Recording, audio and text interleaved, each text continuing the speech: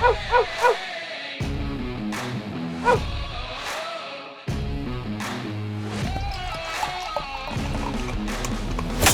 to another edition of the Dogger Pass podcast. This for UFC 296. I'm Paul Shaughnessy.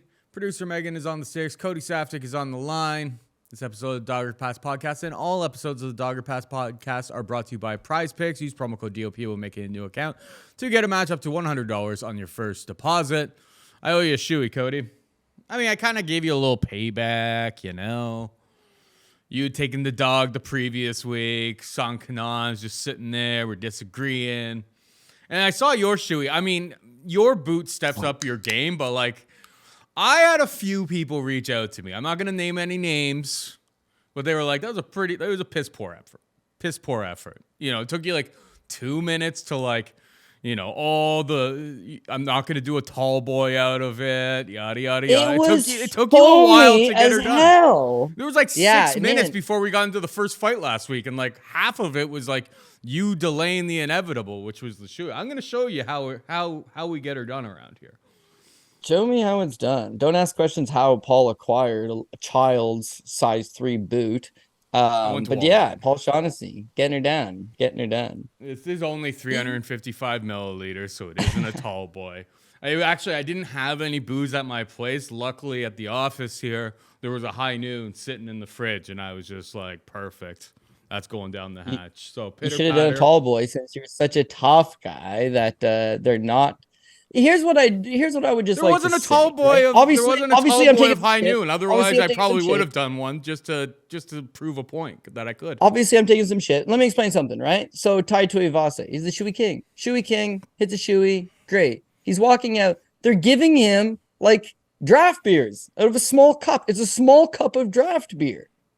And half of it ends up on him. So, like, I think one tall boy would be like 4. You hit 4 of these little draft beer cups. Bang, bang. Bang, bang, gone. People would say, oh, he's a legend. He hit 4 shoeys. But in actuality, he'd be like one tall boy. So it's not an easy task, man. I had some sippies, and then it got foamy, and then the boot was just straight up rank. But maybe not my finest effort. Also, last week's card in general was just not my finest effort. Like, bad picks. Bad picks top to bottom. Thought Milk Cost would be way better. He lost, chased a little bit, took Park, the other Park. Thought he won, but yeah, I lost split decision to Muniz, whatever. That one was a tough pill to swallow because we spent 10 minutes breaking down how Muniz would end up on his back and control him the entire time, but Park had more heart, and that would win him the fight. And the fight played out exactly like that. Muniz is on his back the entire time. Park has more heart. Park outlasts him. Judges didn't get it right, so bet's awful. Like, the only thing I hit was a shoey bet against Paul, so what's up? At least I hit that. Yeah, all I'm saying is, and like, you know, I'm not saying who said it, but maybe you lost a step. You're a dad now. You just lost a step. You used to be able to fire them back. I'll show you how it's done. Bullshit. Paul Shaughnessy, a real savvy veteran of the shoey circuit. All gone. All right, let's get into the fights. We got Leon Rocky Edwards taking on Chaos Colby Covington in the main event. Leon Edwards is a minus 160 favorite. Covington can be had for plus 140. Covington's on like a 680-day layoff in between fights here. That's a little bit concerning. The guy's obviously got porn star cardio, as he likes to call it. Is able to set an absolute maniacal pace at all times. I understand why Leon Edwards is the favorite here. He's just taken on a guy with kind of the exact prototype that Colby Covington is in Kamaru Usman, and he beat him twice. Minus one, I feel like I kind of missed the boat on Leon Edwards at minus 160, though. I can totally see this fight going really, really close, getting to decision. We're going to have greasy theory alert, Cody. Donald Trump is going to be in attendance, allegedly, for this fight, because him and Colby are buddies. Him and Dana are buddies.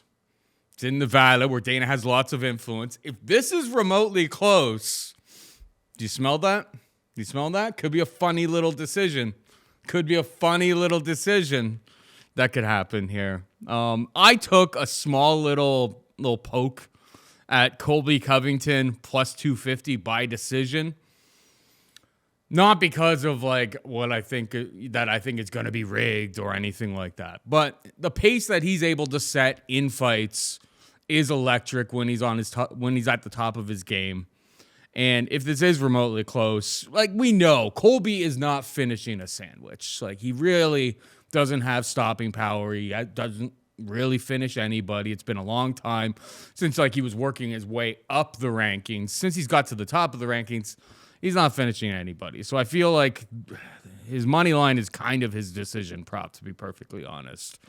Just by the fact that like he's able to put up like 200 significant strikes over the course of 25 minutes, I'll edge ever so slightly to him, but like Leon Edwards is going to have the advantage on the feet. He lands the much more technical and powerful strikes of the two of these guys. Usman was able to rock Covington. I think it's a close fight. I understand why Leon Edwards is the favorite, but yeah, I took the small little poke on Colby Covington by decision and new. What's your take here?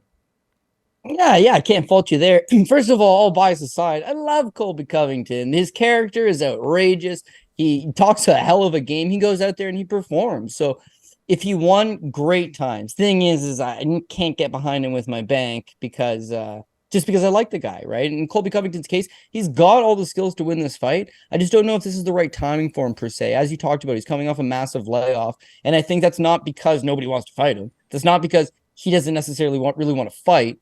I think it's his body is just absolutely wrecked. So, like the elephant in the room amongst professional fighters who've been competing for a long time isn't necessarily CTE. It's this gut problem. It's like you bad stomach problem. Now, it could be from steroids. In his case, I'm going to say it's not.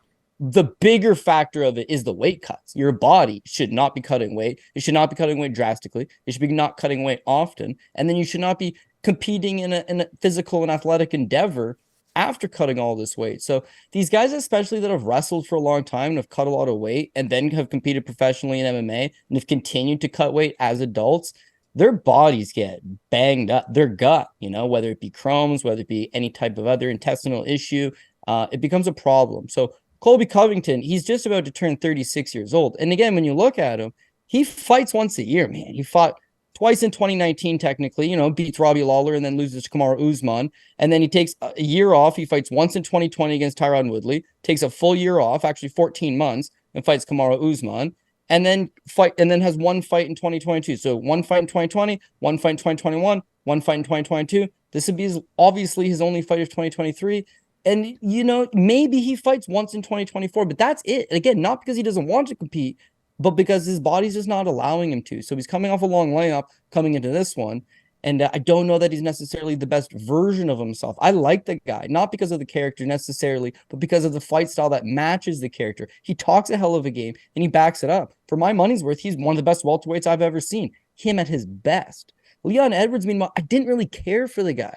Here's a guy that largely has defeated, I wouldn't say lesser known talent, just mostly mid-level talent. And the problem about him is that he's super low output. Like all of these fights, right? He goes the distance with Paul Powlick, 26 landed. Went the distance with Kamaru Usman the first time, 26 landed. Went the distance with Dominic Waters, 24 landed. Albert Tumanov, 16. Vicente Luque, 53. Brian Barberina, 23. Peter Sabata, 42. Donald Cerrone, this one was a career high for him, 84.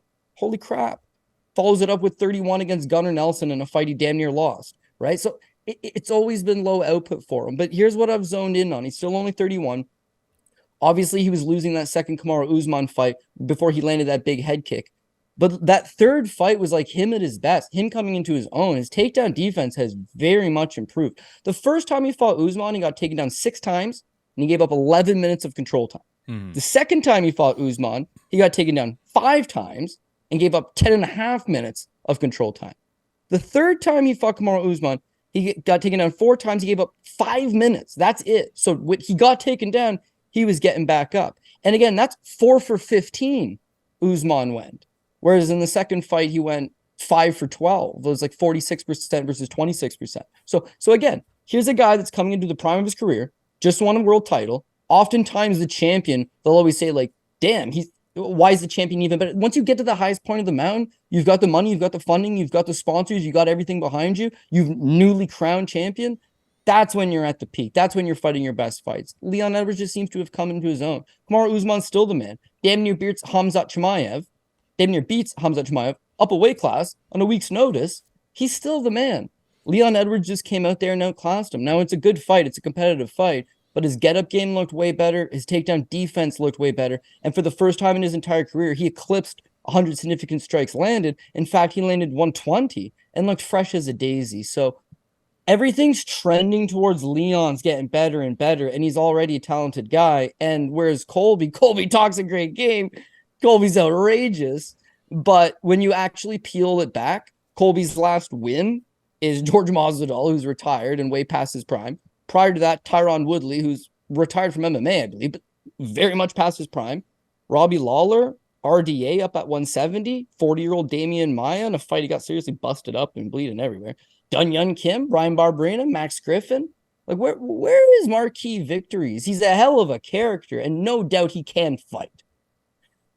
But the bottom line is he's known because of these 2 fights with Usman that he lost. And Edwards, meanwhile, he's coming off a pair of fights with Usman where he won. Now, that's MMA math, which doesn't obviously work. But the point that I'm getting at, the reason I'm going to back Edwards over my boy, Colby Covington, again, one guy's coming into his own.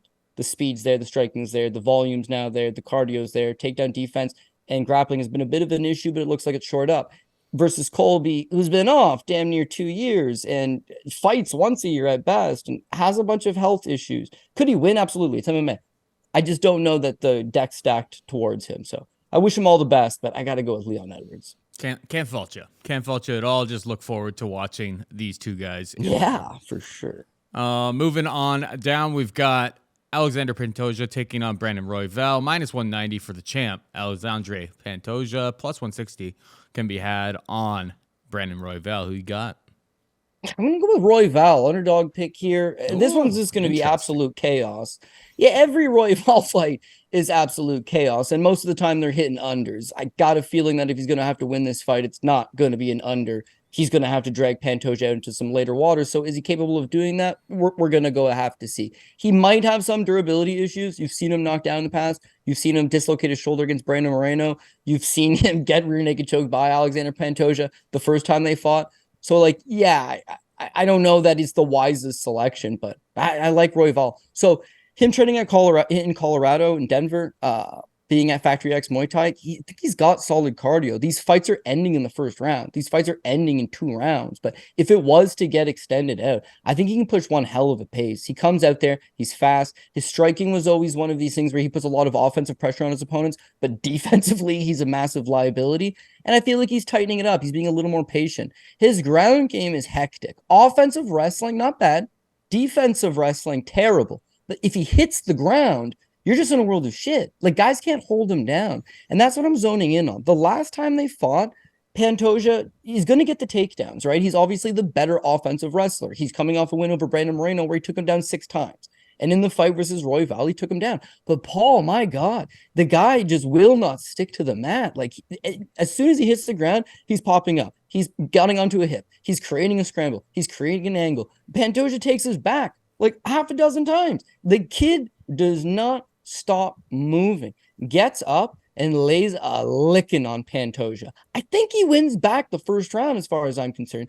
I'm thinking this is a good fight. Royval might be up 1. Second round, he gets taken down again. He gets caught in a rear naked choke, and you can see the frustration on his face right away. Hits the mat, clearly very frustrated. But it's like, kid, you were putting on a show. I think he's super talented. He's just got to dial it in. And now you see his last 2 fights. First round finishes, I'd like to see it get extended a little bit, but man, his striking's looking good. The Matus Nicolau fight, knee up the middle, left hand, guns him over.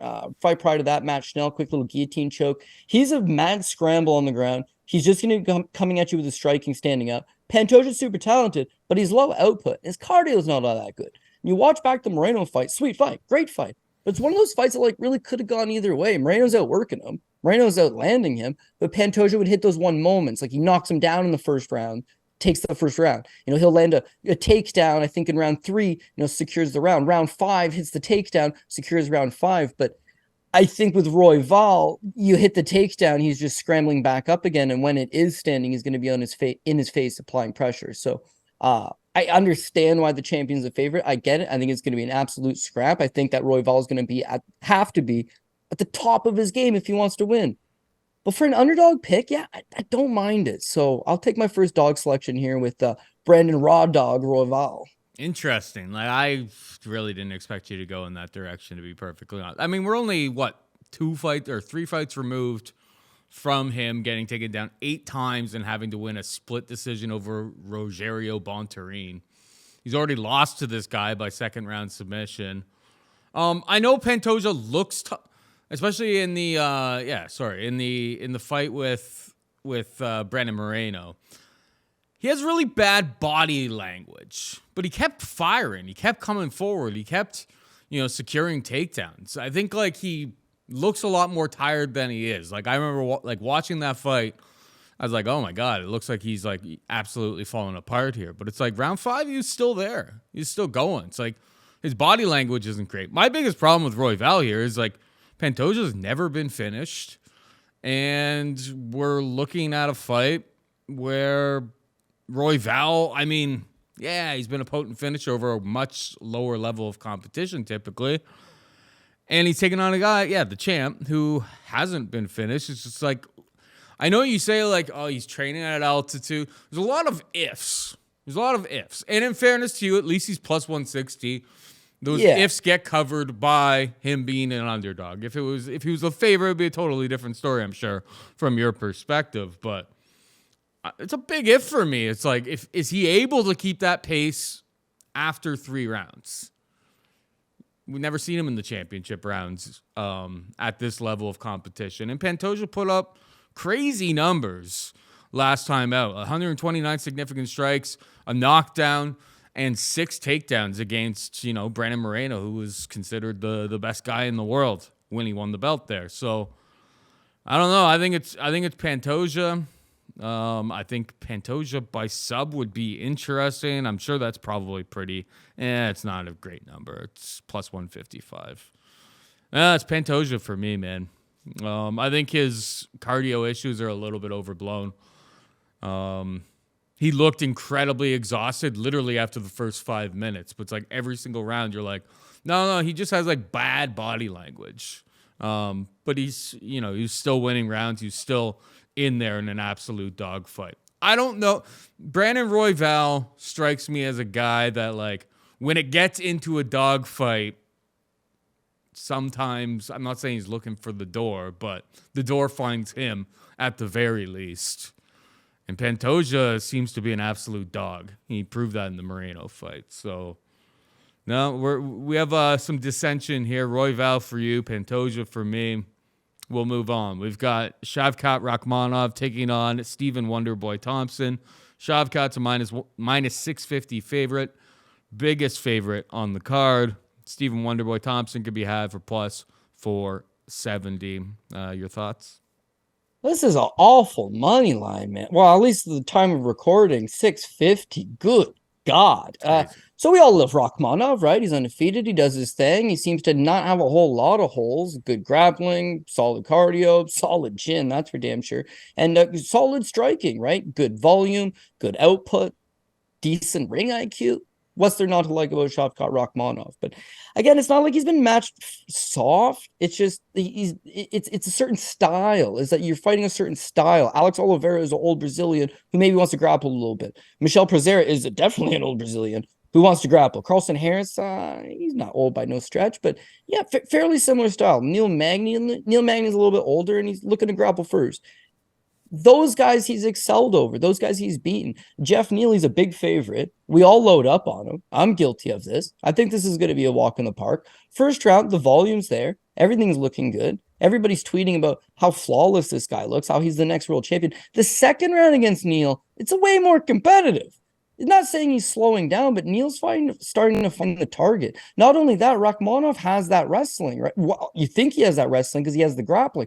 The wrestling's not that good. He went 0 for 4 on takedowns against Jeff Neal. In fact, he never even came close to getting Jeff Neal to the ground. By the third round, again, not saying he's tired, but his hands are low. He's walking into punches, and Jeff Neal zips him with the left hand. Jeff Neal wins the third round. The second round's actually pretty close, but Rakhmonov did win. And on the basis of winning the first and winning the second, he wins the fight. But, like, not a good performance. Wrestling looked bad. Defensive striking looked bad. Neal landed plenty of shots. And this is the same Jeff Neal who, yeah, there's always wonders if he's in shape and if he's motivated, but he fought Stephen Thompson for 5 rounds and couldn't even come damn near close to the guy. So, like, you excel against guys that are looking to grapple because, yeah, you're probably looking to grapple a little bit yourself. They're walking themselves into the clinch. You've got better striking. You can disengage. You can put up some numbers. That's all fine. That's all well and good. That fight with Neal, the wrestling looked off the table. Now, who fights Wonderboy outside of a goddamn Superman punch off the cage by a lightweight Anthony Pettis? That cost me, man. Oof, that cost me. Bad memories. Outside of that, like, who outstrikes Stephen Thompson? Who's beating this guy clean? You want to take him down. The blueprint has been written. It has been executed. You want to follow it to a T. Just take the guy down. And Rakhmonov probably does take Wonderboy down. But again, if we're overvaluing the wrestling based on some of these lower level guys he's beaten, and then the one step up against Jeff Neal, his real step up against Neal, looks a little bit flat. Like that same guy against Wonderboy Wonderboy is just going to move the perimeter. It's the big cage. He's going to have tons of space to operate with. Even though he's a lot older and he's not necessarily lost a step, but he's losing a step. He's still fast, man. He's hard to get a beat on. Rakhmonov's got power, but he's not a murderous power puncher. If he doesn't clip him and put him down or find a way to cut him off and drag him to the ground, he could just be chasing all night. And maybe he still gets it done doing that. But 650? Oh, I don't know, dude. I don't know. So, like, on one hand, it's like, well, why don't you take the underdog? He's clearly the value pick. And, like, you're not wrong. The underdog is clearly the value pick, and I don't mind it. But, like, it's just not my style. Like, I picked the guy I think probably wins more often than not. And why am I thinking Rakhmonov wins more often than not? I don't know. Because he's younger? Because he's got a little bit more? Because the threat of the takedown certainly is there, because he probably did learn from that Jeff Neal fight. Like, those are things I'm telling myself. But even then, I couldn't get him to 650. Like, on a personal level, like 325 is as far as I would probably be willing to pay on him. And even that would not be a great, it certainly wouldn't be the value play. So Shavkat's the pick, man, but 650, everyone assumes he's on the top ticket. And I don't even know that he makes the second ticket, to be quite honest with you. Like, I got some worries about him. This price is off. Price is wild. Absolutely wild. I think the takedowns are going to be there early and often is the problem. And that's why I'm not really you know me, I love betting underdogs, but it's like Stephen Wonderboy Thompson at this stage in his career. I mean, coming off of performances, literally everybody takes him down. And Gilbert Burns and Bilal Muhammad, dude, those guys are the creme de la creme. Kevin Holland took him down 2 times. I know, and Kevin Holland could have beat him if he just chose to stick to that. But game he didn't. Plan. He wanted to bang. He wanted to bang. He wanted to go tit for tat. He wanted to play karate against the literal like karate sensei or whatever the hell they call themselves. I think Shavkat will have the takedowns. I think the time to fade Shavkat is coming as he's going to break into this top 5 or so that is just riddled with top end wrestlers. It's just not the fight where I see it. But I understand some of your points there. It's just like, well, where was the wrestling against Jeff Neal? It really wasn't existing at all. He went 0 for 4 on the takedowns against Jeff Neal. That is a really horrendous look. But I think Stephen Wonderboy Thompson at this stage in his career, big cage, you made a good point there, probably is going to help Stephen Wonderboy Thompson, but still can't get there. I think Shavkat will find the takedowns, will control, maybe finds a submission. I mean, if Stephen Wonderboy Thompson was able to hang out for 3 rounds underneath Gilbert Burns, the submission is no guarantee for Shavkat whatsoever. And yeah, Shavkat versus Jeff Neal was like, that was a pretty competitive fight. I know like the stats will tell you that like Shavkat was winning really, really cleanly. But then he got the standing triangle or whatever to finish the job there. It was a weird choke. That fight kind of exposed that like maybe, this guy's young, he's gonna be making improvements every single time that he's out there. But it kind of was a little bit of, without getting burned on it, a little bit too much too soon. I think this is like a very well-crafted matchup selected by the matchmakers, probably to get rid of Stephen Wonderboy Thompson, who gets paid a whole bunch of money. Look out for Stephen Wonderboy in like the next PFL tournament. I could see that kind of working out for him. But yeah, Rakhmonov is the pick. I have no intention of betting that fight, though, to be perfectly honest. The money line's crazy. The props are crazy. If he comes out and he absolutely destroys them, then onwards and upwards, it's, there's only a handful of guys that are left, and they're all at the top of the mountain if you're Shavkat. So, yeah, we'll see how it plays out on Saturday. Another kind of interesting matchup where I think the matchmakers are doing their best to pinpoint a veteran to take on a prospect, somebody that they want to sell, is Paddy Pimblett taking on Tony El Kakui Ferguson. Pimblett's a minus 300 favorite. Ferguson's plus 240. Tony's so cooked, Cody. Like it's you know me. I think I'm probably the resident Paddy Pimblett hater here. I've faded him against much lesser men than Tony Ferguson, and it's cost me. Don't get me wrong, but it's like there's been moments in all of those spots where you're just like, the Jared Gordon fight, frankly. Actually, no, that was the one time I actually bet him because I knew that the fix was potentially in, and it was.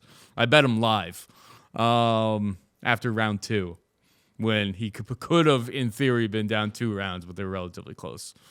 Even the Jordan Levin fight wasn't all that pretty. Rodrigo Vargas, it was looking ugly for a little bit. He found the submission.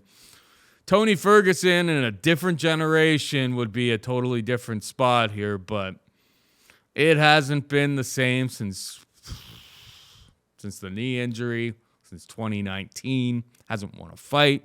And that was against Donald Cerrone, who was kind of on his way out the door at that point in his career. Losing by arm triangle choke to Bobby Green, who is pretty much strictly a boxer, was a horrendous look for what Tony Ferguson can bring to the table here. There's no doubt in my mind that Tony's could have some decent success in the exchanges on the feet here. His wrestling is historically pretty solid. That's why people thought he had a chance against Khabib. He didn't. But and Paddy's offensive wrestling isn't great, but getting subbed by Bobby Green leads me to believe if Paddy gets him into a position where he's got his back, Paddy's going to be able to sink in a choke as well against this guy. So I don't love the money line at minus 300, but it's Paddy the baddie for me. I think Tony's just absolutely cooked. What about you? Yeah, honestly, I got mixed emotions about this one. I kind of want to fade Paddy Pimblett, but I'm also the same train of thought as you, is that Tony Ferguson is absolutely cooked. But just bear in mind, Tony Ferguson is cooked on the basis of this 6-fight losing streak. This 6-fight losing streak includes Justin Gaethje, whom he got outstruck 143 to 136. Went into the 5th round, he landed 136 significant strikes against Justin Gaethje. He fought Charles Oliveira, the champion. He fought Beneil Dariush, Michael Chandler, Nate Diaz, Bobby Green. Yeah, those guys are tough to beat, man. It's the last Paddy two. Pimblett, meanwhile, got taken down by Luigi Vendramini. He got boxed up by Cazulo Vargas. He got taken down by Jordan Levitt 3 times, and he robbed Jared Gordon. Those are his 4 fights in the UFC. So does Tony Ferguson lose to any of those guys? Probably not. Does Paddy Pimblett beat any of the guys that Tony Ferguson's lost to? Probably not. So I don't know. It's difficult to say. Tony Ferguson is shot. Yeah, no doubt. But how shot is he? Because a shot version of Tony Ferguson is probably still going to be competitive against Paddy Pimblett. Paddy Pimblett's not really shown anything. I would honestly think how good does Jared Gordon do against Tony Ferguson? That seems like a competitive enough matchup, but you wouldn't say, oh, Jared Gordon's a 3-1 favorite. Nah, I'd be yeah, Ferguson could win that fight because he's not fighting the level of competition that he's been fighting. So mixed emotions. Now, Nate as Diaz. I say that, because I know. We'll talk about that right bad. now. We're going to talk about that right now. Right. We're going to talk about that right now. I agree in that it's a 6-fight losing streak, and you can give him a pass, which I've been trying to do. But I give him a pass on the Gaethje fight because it was competitive and he landed a ton of strikes. I give him a pass on the Charles Oliveira fight. So he just got taken down and controlled. And it's Charles. He got taken down and controlled by Beneil. Michael Chandler is, one of the best. And he was beating up Michael Chandler. He was looking good in the first round against Michael Chandler. And then he gets jungle kicked in the face in the second. It was crazy. The Nate Diaz fight, though, you're absolutely right. That's the one where you can't give him an excuse. He looked awful top to bottom. His striking was off. His timing's off. He always had quirky rhythm, but it was just like he's walking into stuff. The takedown offense. This is a guy that wrestled in college. Yeah, you wouldn't know it. You wouldn't know it. Noah Bill, where's the ankle pick? Where's the suplex city? Where's all this shit that he talked over time? Like, nah, non-existent. The ground game, okay? Khabib don't want to take this guy down, Triangle City. Charles exposed him. Beneil exposed him. Anybody that sits in this guy's guard is probably going to have a whole lot of success. And then Diaz, just for shits and gigs, just to finish him off, the old dog, he chokes him out. Now he gets Bobby Green. Well, Bobby Green's going to box his face off, and he did. And Tony came forward. Tony landed a shot or two. You can say the eye poke affected things, but again, he just looks so off. His rhythm's off. His timing's off. His speed's gone. Looks like he's walking in sand. There's no power. Never really had power, but at least he had that tenacity where he could land 100 significant strikes and just wear you down. It's like he's not the same guy. And then Bobby Green chokes him out. So like now it's like, yeah, dude, he's gone. Now the David Goggins thing is super interesting because people will be like, man, this is not what he should be doing. He needs to get in with training partners and coaches and all that. Like, I disagree, dude. I actually disagree with that. Tony Ferguson never actually trained at a gym with coaches and training partners. That's never actually been him. He is a wild man. He is a weirdo. Like that, he does things to the, he beats to the sound of his own drum. And I can dig it. He's hard to get a rhythm on. It's given him success. But if you look into his personal life, which most people don't care to do because they're just looking at the fighter for what they are as the fighter, like he's had a whole bunch of mental health issues. He's had issues with his kid. He's had issues with his wife. He's had some financial issues. Obviously, the interviews, he seems like a weird guy. Yeah, in his personal life, things are not necessarily going great for him. So he gets drinking, and Tony Ferguson's a clean lifestyle kind of guy, right? But he gets drinking, and his last two fights, he looked awful. Now, he self-admittedly says, you know what? I've been poisoning myself. My life's not going so good. And so what gym and training partners that are going to be, oh, Tony Ferguson, former title challenger, former interim champ, they're just going to try to buzzsaw him. Well, what gym and training partners and coaches are going to revitalize this guy? Nobody. But a guy like David Goggins, who's more of a mind coach, who can get to this guy to a level of self-belief, that's what he needs, dude. His cardio's solid. His cardio's always been solid. His chin's solid. His chin's always been solid. It's having him believe in himself and be clean and be in good shape. And if he can push a pace, then he'd be a problem. Where does Paddy beat him? Striking, okay. Is Paddy going to throw up 100 significant strikes? Has Paddy got the cardio to go hard? Is Paddy got the offensive wrestling? Couldn't take down Jared Gordon. Is he going to take down Tony Ferguson? Like, maybe Ferguson makes it interesting, but the reason why I just can't do it is partly what you're saying. The last two fights, he looks all the way shot. Even if he's sober, even if he's got his shit back together, like he looked so bad. It would be very hard to back him at this point. And then the reason that I'm going with is that Paddy don't even really need many takedowns. He just needs a couple, and then you can hang out and guard. Like what I've seen from Tony is that he has no ability to get back up. If you look at the Charles fight, Charles scores 3 takedowns. Just needs 3, 1 in every round. And he got 11 minutes of control time, top game, right? The Beneil Dariush fight, very next fight, he got taken down 3 times, and he gave up 11 minutes of control time. Once you get him down, that's it. And Paddy's a big boy, he's big for the weight class. He's a strong guy. Think he's going to come in here. I think he's going to have a strength advantage. I think that even though his wrestling's not great, probably, like you says, ends up pushing him up against the cage, finds his way to the back, drags him to the mat, hits a takedown of sorts, and then once he's on top, he'd be hard to move. And the last thing, because I've said some nice things about Tony, not really said anything nice about Paddy. Paddy explodes, dude. He comes from Cage Warriors where he's making no money, right? He's a young kid with a flamboyant personality that nobody realistically knows who he is. And he debuts in the UFC. He beats Luigi Vendramini, right? He makes $12,000 and $12,000 for that fight. It's no money. He comes back and he beats Rodrigo Vargas. Doesn't even look that good. He talks so much shit, and he gets Barstool behind him, and he gets these major sponsorships, and the UFC says, yo, we're on board. And he fought 3 times in 2012. He fought Vargas, he fought Jordan Levitt, he fought Jared Gordon. It's not, that's a lot, man. You fight 3 times in a calendar year. You had 5 fights in 19 months. You've got all these people that are believing you, all this money, all this marketing machine. He looked flat against Jared Gordon. He's taken a year off now. And that is huge for him. He's been training with good guys. He hasn't ballooned up. He hasn't been partying. He's still only 28 years old. The year off will refreshen him. And I'm expecting to see a good version of Paddy, better than the one that we saw against Jared Gordon.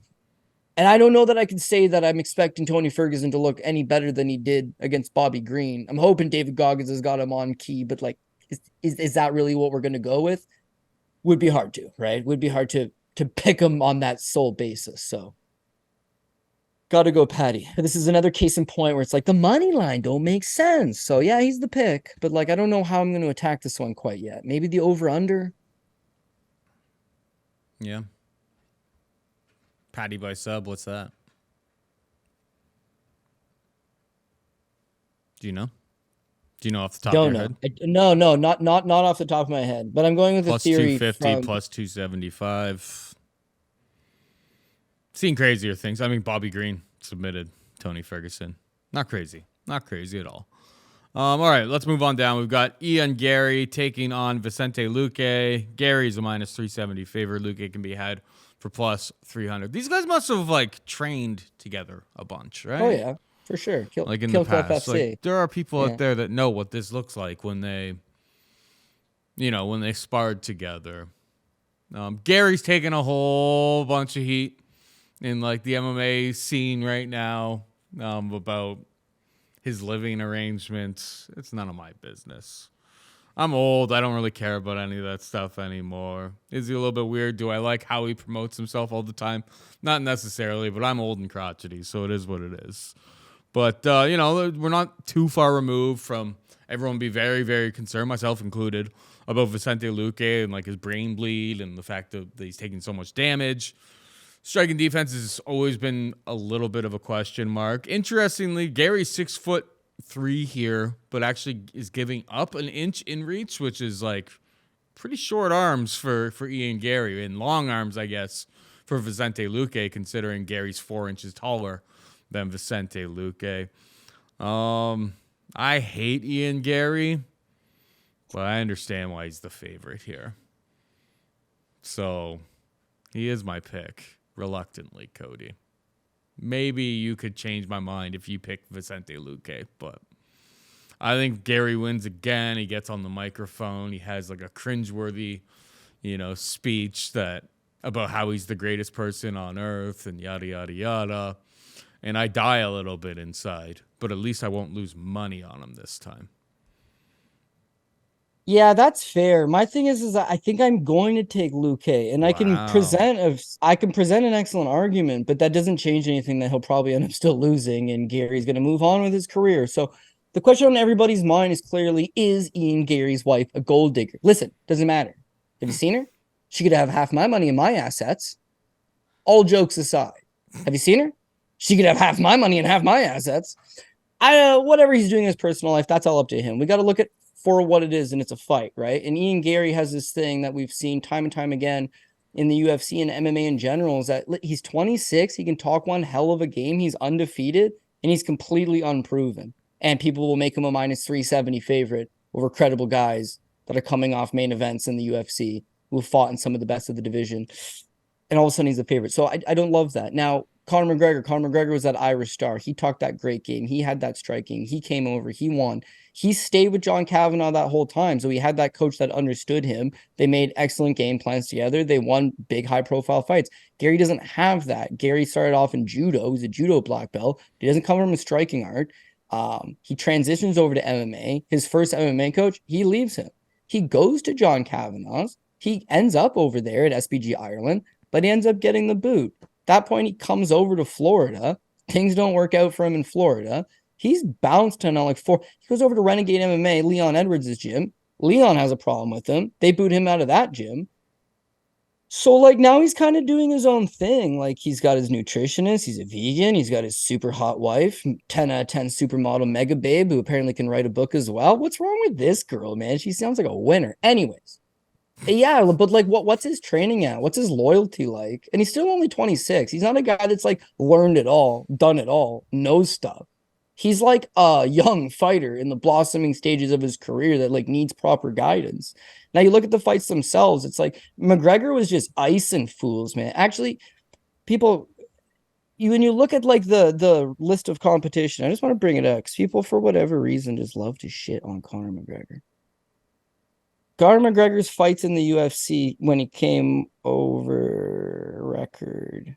He gets Marcus Brimage. Everybody remembers that one was the first fight off the hop. Knocks out Brimage. Brimage had like 10 fights in the UFC at the time. Okay. His second fight in the UFC is Max Holloway, future champion. His third fight was Diego Brandao, who's a stud on the Ultimate Fighter, stud within the division, still fights to this day. Nasty fighter. Then he fights Dustin Poirier. He fights Dennis Seaver, who is like a 10-year veteran of the division, who nobody went out and stopped, smokes him, and then gets Chad Mendes, Jose Aldo. All he fought was like the best guys of the division that were presented to him. He earned it as far as I was concerned. Ian Garry looked shaky against Jordan Williams until he caught him with 1 second left in the first round. He looked shaky against Darian Weeks, who took him down and controlled him for 3 minutes. He got taken down by Gabe Green and controlled for 3 minutes. He got taken down twice by Song Kanon and knocked down. And then he head kicks Daniel Rodriguez, who's cut from the UFC and 38 years old. And he beats Neil Magny. Neil Magny was 36 years old and took the fight on 1 week's notice to replace Jeff Neal. Which one of these is the biggest win of his career, Paul? Probably the Magny fight? The 36-year-old Magny who took the fight on a week's notice? I think knocking out D-Rod was like, okay, D-Rod is not an easy guy to finish. No, you're absolutely right. He just got finished by choke by Neil Magny in his fight prior to that. And then I don't know why they cut him. I really don't. But he's had some weight trouble issues. He didn't look good. He's a little bit older. I have no idea why they cut him. I like D-Rod. But if you were just to explain to somebody, this Ian Garry guy, he's the next big deal. He's the next big deal. Like, what's the win? What's the performance? D-Rod, dude. He beat Daniel Rodriguez. Is that what sells him? Is that what makes him the man? We're believing that much because he head kicked? You're gonna make me act up and bet Luque if you keep talking. I know. That's what I'm trying to get out of my own head because I'm believing. I don't need much convincing, Cody. I don't want to bet Ian Garry by any stretch of the imagination. Now you come on here, you tell me plus 300, plus 305 underdog Vicente Luque. Like I'm about to throw money at this. Yeah, so let's bring up some other excellent points, right? So they've matched him up super soft, but none of these guys could be considered decent wrestlers or grapplers. But he did get taken down by Darian Weeks, gave up 3 minutes of top control. Gabe Green gave up 3 minutes of top control, and 2 against Song Kanon, right? But Vicente Luque hasn't shot a takedown in almost 6 years, going into that last fight against RDA. Wrestling is not existent. His grappling, we know it's tight. We know he's got a nasty Darce choke. Caught Michael Chiesa, caught a couple guys, got a nasty Darce choke, this guy. We know that he can grapple, but like his wrestling, he's never taken down anybody. And then the brain bleed, and then, geez, lots of damage. And I hear people saying, oh, he's old and he's chinny. He's old and he's chinny. Whoa. He's chinny, but he's only 31 years old, man. And like chinny, not he can't take a punch. Chinny just he's taken so many punches that it's like, maybe Augusta Wynn's going to knock him over at some point. So a little bit worrisome, but Ian Garry's not exactly some murderous power puncher. Like, yeah, okay, caught D-Rod, head kick, snapped out of there. Couldn't finish Magny on a week's notice. Took Song Kanon late into the third round. Like, I don't know. But anyways, I think the camp says, listen, dude, you're only 31 years old. You've got all the skill. Stop getting into these rock'em sock'em robot battles with Mike Perry and Brian Barberena. Like, let's use a little bit of skill. So they match him up against RDA, who's a fantastic wrestler, a fantastic grappler. And he scores 8 takedowns. His cardio looks solid. It was a 5-round fight. This is only a 3. So he should, in theory, be able to push more of a pace. His striking is good enough that, yeah, he's not going to get swarmed by Garry early. He'll take a few punches. He'll land a few punches. But if he can lean on him and he can grind on him and he can keep this thread of the takedowns going, it's going to be a problem. As you mentioned, both guys are at Kill Cliff, right? The fight gets announced and Kill Cliff tells Ian Garry, you're not welcome here. Not American Top Team, you can come when he's not here. Not we'll split the gym. Not we'll put up a curtain. You're not welcome here. Goodbye. So the whole camp, yeah, they know him. And I would think, hey, dude, you've seen this flashy kid come in. He talks big game. He's big on social media. By the way, they all said they didn't like him. And they said the reason they don't like him is no loyalties to anybody, gym jumps. And he would come in with a camera crew. And it would basically be like, hey, I'm here to work mitts and do drills and film it for social media. Like that's who he was. Meanwhile, Vicente Luque has been a member of the Black Zillions. He was on Ultimate Fighter, American Top Team versus the Black Zillions. He's been a member of Jacko Hybrid Athletics. He's been a part of Imperial Athletics. He's been a part of Hard Knocks 365, the Black Zillions. Literally every incarnation of the group consisted of Vicente Luque. So all the coaches are on his side. And I would think in working with Garry, you would know the kid's flashy. The kid's got some moves. The kid did this and that against Neil Magny, sure, but grind on him. Grind on him would be the way to get it done. And if Luque can grind on him and Luque can keep it competitive with the striking, he just went a hard 5 rounds. This is a 3-round fight. He can use a little more controlled aggression, push a bit of a pace, lean on this kid. Again, he's got the experience. He may have the wrestling. He has some grappling. He's got a lot going his way that I could see it being a 50-50 fight. I could see Ian Garry being a minus 145, a minus 155, but like 370. That's kind of my issue with this card. Like the favorites are just blown up, dude. Oof, blown up. And I'm not betting against Ian Garry because of this personal stuff that's been going on lately. That I don't care about. I really don't. I'm looking at the fight itself. But last thing I'll leave you with, and we can just move on. How does that affect a guy's psyche? Like he's just been dealing with nonsense for the last 2 weeks, and now he's got to make weight. Now he's got to fly over here. Now he's got to get in there and stare at a man that wants to take his soul, and then go out there and perform against guys that know and have trained against him. Like none of this bodes well for confidence, and he's a confidence-based fighter. He's full of himself, and I think he's starting to realize he may be full of shit. So if that's what happens, Luque is going to be there to capitalize. Luque, not shot. Tony Ferguson may be shot. So that's why I'm not really fading a Paddy Pimblett, but I think I'm willing to fade an Ian Garry. High up on my list of priorities this week and bet-wise? No, probably not. But using him as a favorite on tickets, also not going to happen. I'm flipping my pick. I'm joining you on Luque, and I'm going to bet Luque so I can hate watch this fight and hopefully profit. Let's go, Vicente. I mean, 8 takedowns against RDA. That is tough huge. to do. That's huge. Usman and Colby Covington did it, but who else? Like you got to be pretty damn good to do that. Yeah, the path could be there, and I imagine having the smart team behind him at Killcliff or whatever the hell they're calling themselves these days. They change it every year. I imagine they know that is going to be the best path to victory for Vicente here. So run it back with the game plan that you had against RDA and make this very interesting. If you just hang out at range, you could still win the fight, don't get me wrong, but it's a hell of a lot more dangerous. All right, we got Bryce Mitchell taking on Josh Emmett. Bryce Mitchell's a minus 240 favorite. Emmett can be had for plus 200. Am I missing something here, Cody? I haven't bet this fight, but I mean, is Josh Emmett just going to be insanely easy for Bryce to take down? Because I feel like this is a super dangerous fight for Bryce if this stays upright. And Emmett, obviously training Team Alpha Male. He's never really been like the greatest offensive wrestler. I suppose not too many people have like really actively tried to take him down. But I don't know. Is Bryce just going to be able to maul this guy pillar to post? Because when they're hanging out at range, like Emmett showed me enough that I think he can make this a very tough night for Bryce Mitchell. And Emmett's plus 200. So right now, my official pick is Josh Emmett at plus 200. What do you think about this fight? Okay, so I'm not going to lie. When the fight got announced, because Bryce Mitchell's coming in on 10 days notice, the fight got announced and I seen the line drop. I'm thinking the exact same thing as you. I'm like, am I missing something? Why is Bryce Mitchell this big of a favorite? Like Josh Emmett, again, he's from Team Alpha Male. He's a collegiate wrestler. He knows how to wrestle. If he can keep this fight standing, and on paper, he's a better wrestler than Bryce Mitchell. If he could, in theory, keep this fight standing, yeah, he's got much better power.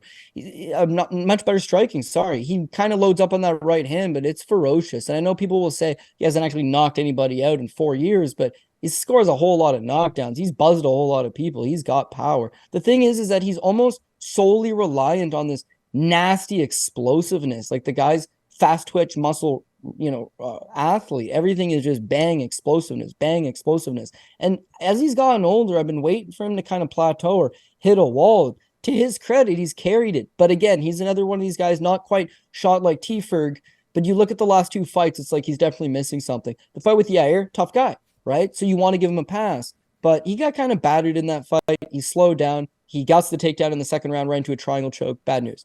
The very next fight against Ilia Topuria, I don't know why it was. Future champ. And it was fight of the night. They robbed Trevor Peak and Jose Mariscal Chepe. Yeah, only because Josh Emmett didn't die.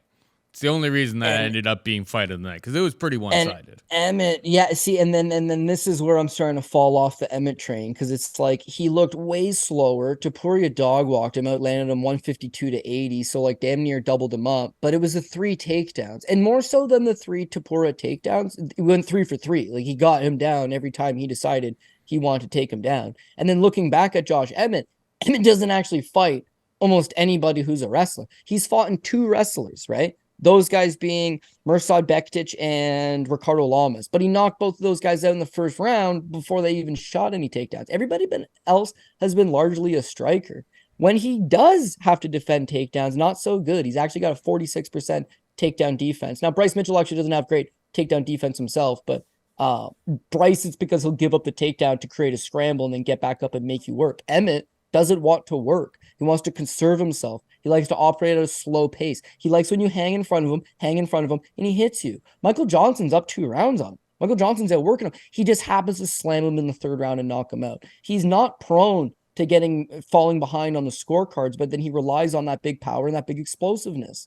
So I think with Bryce Mitchell, he showed against Ige, like even with one eye, the kid is Arkansas tough. He can take one hell of a punch, man. Now, him coming off a week's notice, concerning, but not that concerning considering he trains himself at like the same pace, at the same place, with the same guys all the time.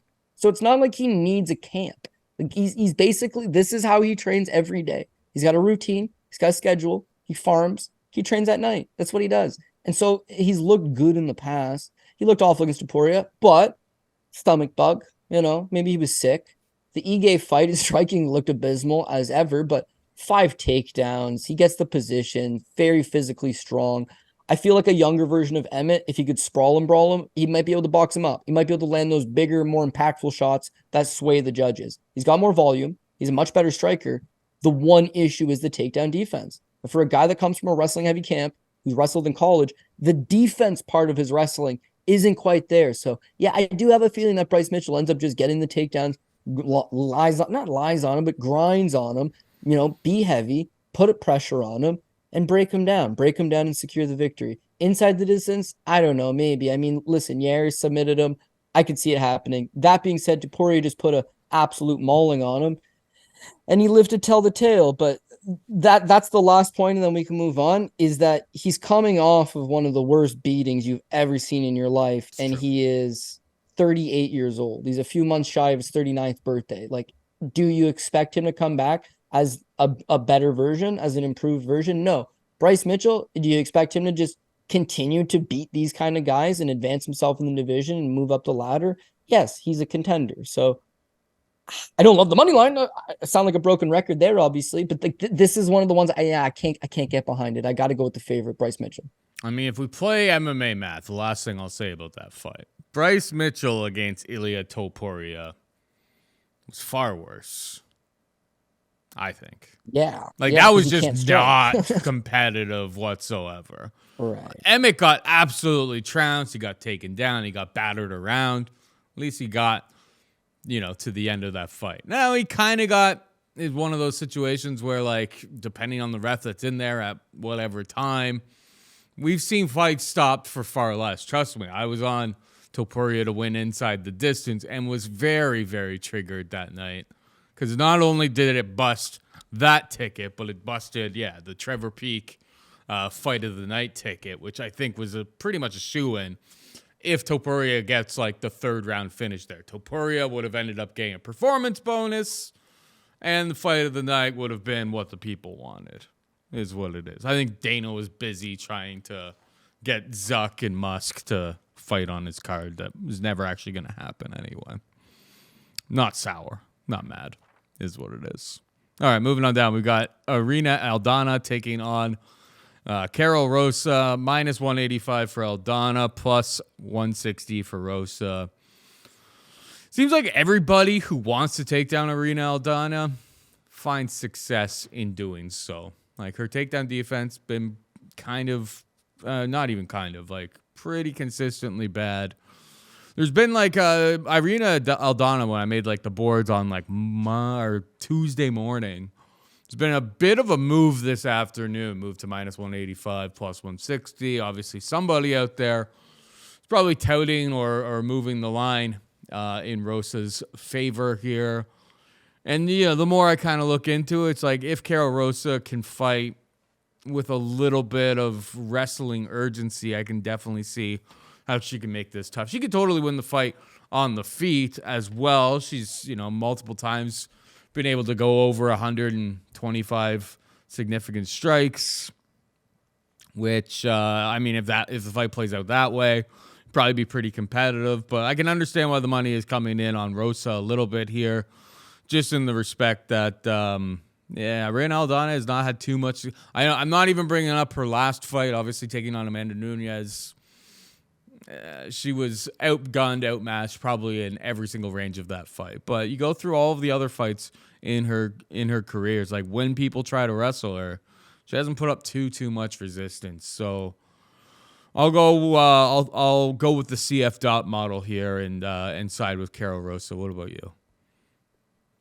CF dog model all day long. Dogger pass all day long. Both of these girls are massively untrustworthy. Massively untrustworthy. Both of them are skilled. Both of them can win. And both of them are capable of going out and losing to the bottom of the barrel, Paul. Massively concerning from both sides. Whoever would be the underdog, that's who I'm looking to back. But you can't just say that. We need a little bit of analysis here. So yeah, let's jump into it. Irene Aldana, you mentioned it. She can't stop a takedown. She's got the power advantage over Rosa, but she's not exactly high output. She's capable of being high output, but for the most part, like she's so worried about getting taken down that she's freezing up a little bit and she's being a little bit gun shy. Looking at her last 3 fights, she beats Yana Santos, which I guess was way better than Karol Rosa did against her, but we're not using MMA math. We're going to talk about this Macy Chiasson fight. Macy Chiasson, first round's competitive, but Irene Aldana wins. The second round, Chiasson takes her down and beats her up. She can't get back up. Macy Chiasson's actually not an offensive wrestling threat, and yet she took her down with relative ease and dominates her on the ground. The third round, Macy Chiasson takes her down, is beating her on the ground. This thing's 2 minutes away from a Macy Chiasson win, where she scored 3 takedowns, outstruck her, and outworked her. Like, unbelievably embarrassing. And bro, up kick from hell just like is like the equivalent of a Hail Mary pass. Like, just boots Chiasson in the face, and Irene Aldana hops up and wins. But she could have very well lost that fight. And then we'll give her a pass against Amanda Nunes. But again, your only path to victory is letting your hands go and maybe landing something. And she's so hesitant to throw, worried about the takedown, which she inevitably gives up 6 of them anyways. I don't know that I love it, right? 35 years old. She's reliant on being able to move and landing those big power shots. But if she doesn't get the knockout, I don't know that she can fall on to any real plan B. Rosa, meanwhile, she seems like she's older than she is, but she's only 28 years old. She fights with no ring IQ, not a modicum of clear, sensical thinking in there. I don't know what the hell her coaches are telling her, but there's still something. She had landed 100 significant strikes in 3 fights. Against Laura Procopio, 171. Against Vanessa Mello, 120. Against Betch Gahea, 125. She hasn't done it in a while. But again, she has the cardio. She does have the volume. I think if she fights Irene Aldana has the power advantage, no doubt. If it stays standing, it's going to be power versus, hopefully, volume. She needs to be able to come forward. She needs to be able to swarm. She can take Irene's shots, but she needs to return fire with 2 or 3. Don't stand there and stare. She stood there and stared against Yana Kunitskaya Santos, whatever you want to call her last name now. She stood and stared against Norma Dumont. She stood and stared against Lena Landsberg. She stood and stared. That's all not great. But she's also got that wrestling. And I think the ability to hopefully use the volume to swarm in and mix in the wrestling. I can see her winning this fight. I can see her winning this fight for sure. If it was roles reversed, I would still kind of favor Rosa, but I would probably bet Irene Aldana because she's the underdog. And I would think, hey, big cage, she moves laterally. Karol Rosa will literally just stand in front of her and fight stupid-ass game plan. Why not take that plus money? Both girls can win this fight. Both girls can lose this fight. I would not feel comfortable on either side because it's not a game. You're not controlling them. You've got to have faith that they're going to put the proper game plan forward. Aldana will fight a proper game plan. It just might not matter because she doesn't have the takedown defense. Rosa will do everything in her capabilities to make this thing way tighter than it needs be. But the mixture of the volume and the wrestling, I think she squeaks it out. So dog number 2, Karol Rosa. All right, we got Cody Garbrandt. Sorry, dog number 3. Yeah, dog number 3 for me, Karol Rosa. For those keeping track at home. Yeah. We've got Cody Garbrandt taking on Brian Kelleher. Garbrandt, a minus 190 favorite. Kelleher can be had for plus 165. I mean, skill for skill. Talent for talent. Not even remotely competitive. But every Cody Garbrandt fight, Cody, the question mark always becomes, if his opponent lands, is that chin going to completely go out? I mean, I suppose against Brian Kelleher too. If Cody Garbrandt mixes in the wrestling there, Kelleher's got a pretty nasty guillotine. I suppose that could be a slight risk. It's always the chin. It's always the chin with Garbrandt. That is the biggest concern. I see people taking the Brian Kelleher. It opened up at plus 700 Kelleher by knockout. It's already been steamed down to like plus 425. I don't think there's really any meat on the bone at plus 425 for Kelleher in that situation. Cody Garbrandt's way faster on the feet. Kelleher's not like some sort of murderous power puncher either. And we're just coming off of a fight where Garbrandt minded his P's and Q's, took on a guy who also had, some people would consider murderous power punching abilities in Trevin Jones, and minded his P's and Q's in that fight, stayed out of trouble, and showed that, like, skill for skill, these guys aren't on his level. So I don't know if I don't really agree with the Kelleher love. So now watch. He's, Kelleher's going to land one punch on Cody Garbrandt, and he's going to go full Shannon Ross and die. But no, Garbrandt for me, buddy. He's just skill for skill. I don't think this is even remotely competitive. It's literally people are taking the shot. People are going to fade Cody Garbrandt literally forever moving forward, because his chin is definitely a question, but I don't think Brian Kelleher's the guy to really cause him massive problems. So yeah, it's Garbrandt for me. What about you? Yeah, I'm going to agree. And speaking of chins, I think an apology is owed to Shannon Ross. He hit the over 1.5, and he did not get knocked out. So I think the chin checked out mighty fine, Paul Shaughnessy. He did get knocked out. No, to the body, sure, but he did not get knocked out by a shot. Whoa, he ate one overhand right and completely collapsed, like immediately off the bell against some. I was on the submission, so that's why I'm telling you that. I took him by sub because I was just like, this guy doesn't exactly have power. And sure enough, guy with like basically no TKO finishes, he's taking on Shannon Ross. It gets there for them. Yeah, I know. All jokes aside, yeah, Shannon Ross not exactly I'm winning that slap fight by the way, bro. Winning that you know fight. What? You're not wrong. And if it was like a game of body shots, I'm starting to think you might be able to win that one too. I'm pretty soft. Shannon Ross is just a little bit fragile. Cody Garbrandt's another one of these cases that he fights the best guys. He's lost to TJ Dillashaw. Who else has he lost to? Pedro Munoz. All right, I'll give him a pass. Kakar Franske did not look good in that fight. But that fight's at 125. You should have never gone to 125. Especially if you are chinny. Why would you cut an extra 10 pounds, dog? Just the worst decision possible. At 135, he's fast, he's slick, he's got a way superior technical boxing. Guy can't take a great shot, no doubt about it. But I think that goes back to, well, how good is Brian Kelleher? When was the last time he knocked anybody out? Hunter Azer.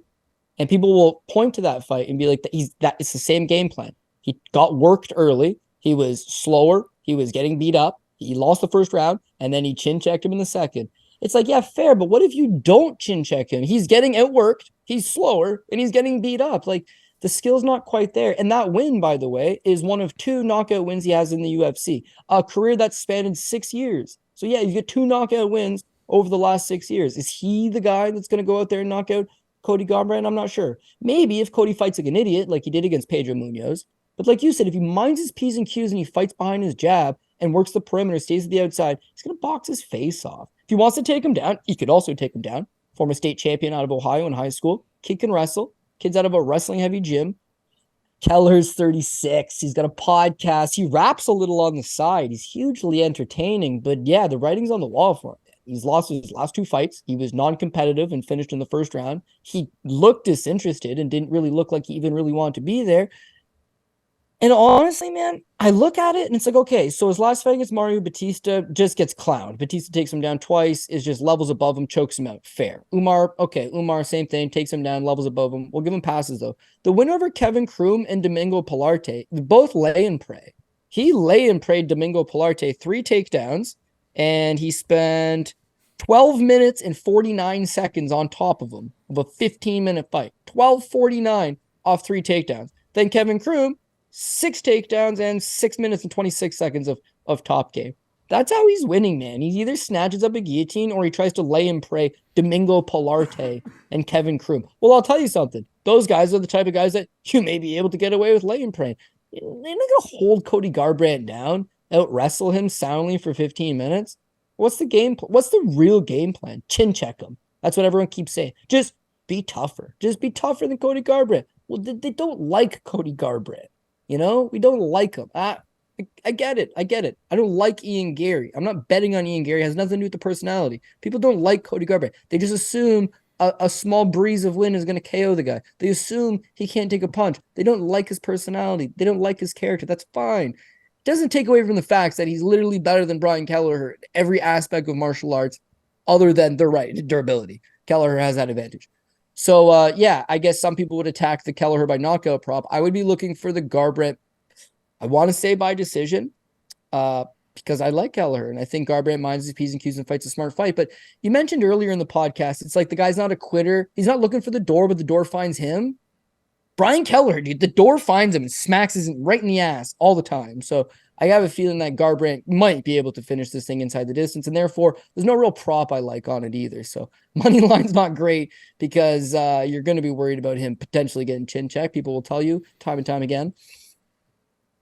And the props, I don't really love them because him at his best and Kelleher mid-level or at his worst, he's getting finished. Kelleher at his best, Garbrandt at his best. This thing goes 15, I think. Just don't know if they're going to be at their best. So having trouble putting any confidence behind it. But the pick, just like you, is going to be no love Cody Garbrandt.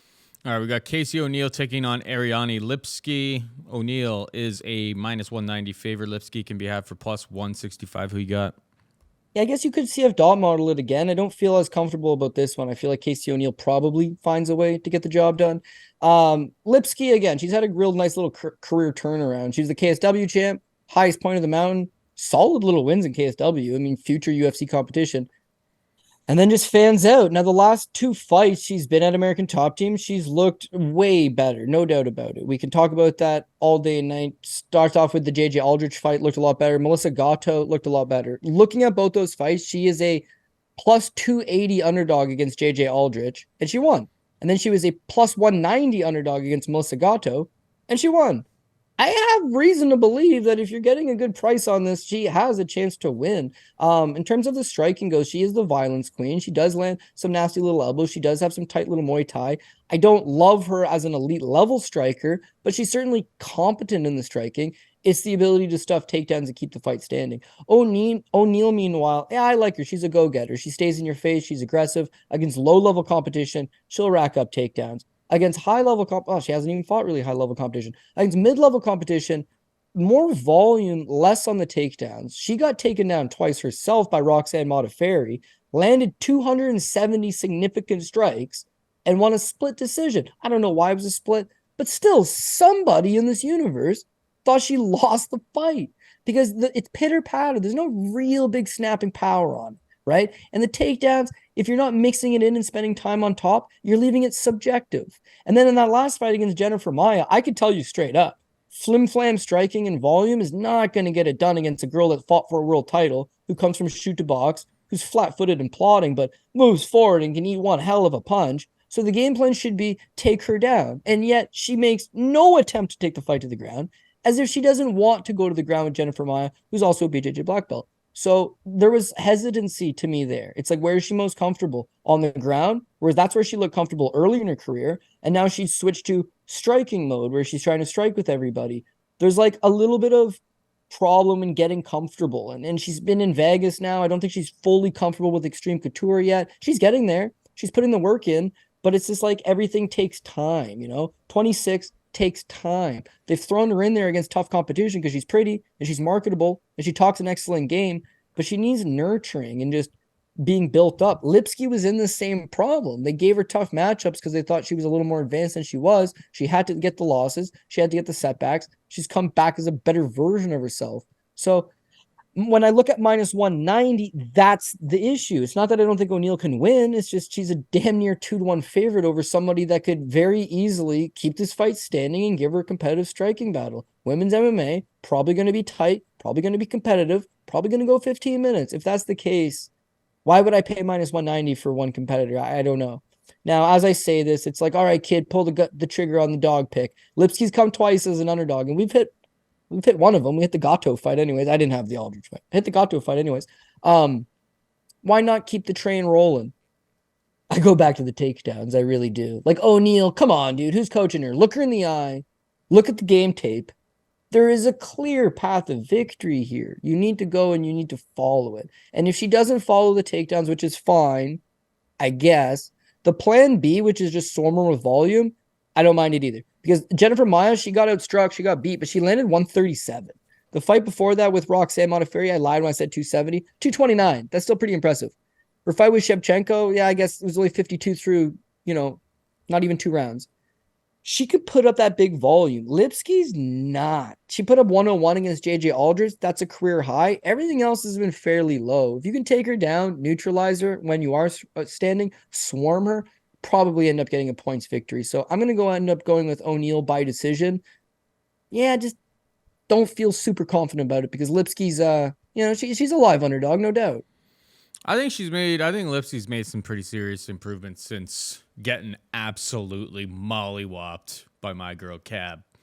Last 2 times out there. I mean, it feels like all of the skills. Maybe she started like really, really taking it seriously. I don't know. I don't know what goes on behind the curtain or whatever, but the JJ Aldrich fight, 101 significant strikes, mixed in the takedowns, probably her most complete performance. Melissa Gatto, it was a split decision win, but like Gatto is a very, very physical, strong, decent opponent. Like she was a big underdog in that spot. Gatto went 0 for 7 on takedowns in that fight too. So it's like not like she wasn't trying to get her down. Just Lipski's takedown defense is improved. Casey O'Neal lost the takedown game against Roxanne Modafferi 2-0. Sure, she put up 200 significant strikes, but it's like there really isn't much behind those strikes.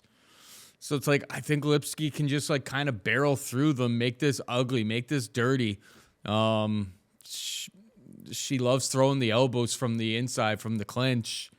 I guess if she's inside, she does run the risk of getting taken down, but I don't know. I haven't really seen much from Casey O'Neal's wrestling game to be too afraid of it. I know that when she gets top control, when she gets into like mount, she has decent ground and pound. That is obviously a massive risk for Lipski here, but